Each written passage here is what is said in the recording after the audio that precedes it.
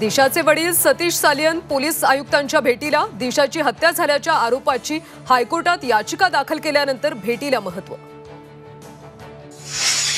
प्रशांत कोरटकर प्रकरणी दोन्ही बाजूचा युक्तिवाद संपला. कोरटकरला बेल की जेल, थोड्याच वेळात कोर्ट निर्णय देणार.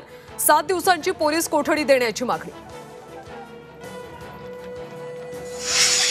प्रशांत कोरटकर काँग्रेस नेत्याच्या घरी लपल्याचा परिणय फुकेंचा गंभीर आरोप. तर कोरटकर भाजप नेत्याच्या घरी लपला होता. विजय वडेट्टीवारांचा पलटवार. माजी आमदार बाबाजानी दुर्राणी यांना दणका. पाथरीतल्या भूखंड गैरव्यवहाराची चौकशी होणार.